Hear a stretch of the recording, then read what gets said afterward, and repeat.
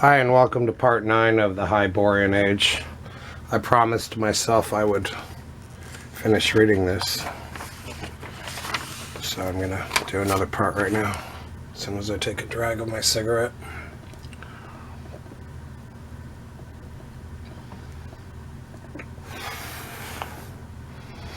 Eris was fortunate in being thrown in with a chief of more than usual intelligence, Gorm by name.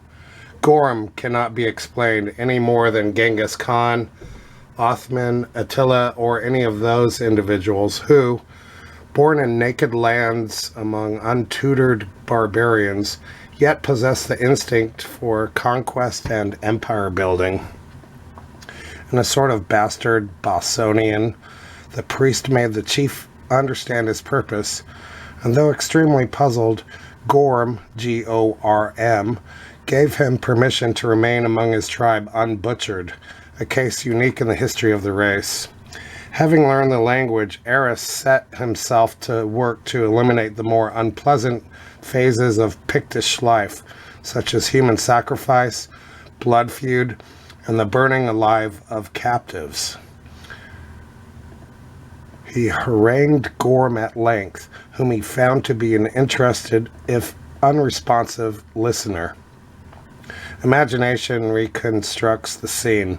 The black-haired chief, in his tiger skins and necklace of human teeth, squatting on the dirt floor of the wattle hut, listening intently to the eloquence of the priest, who probably sat on a carven, skin-covered block of mahogany provided in his honor.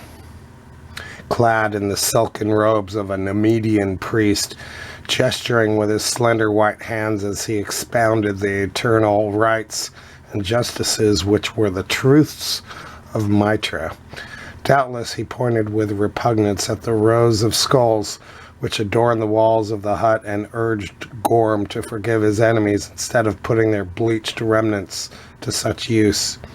Eris was the highest product of an innately artistic race, refined by centuries of civilization. Gorm had behind him a heritage of 100,000 years of screaming savagery. The pad of the tiger was in his stealthy step, the grip of the gorilla in his black-nailed hands, the fire that burns in a leopard's eyes burned in his. Eris was a practical man.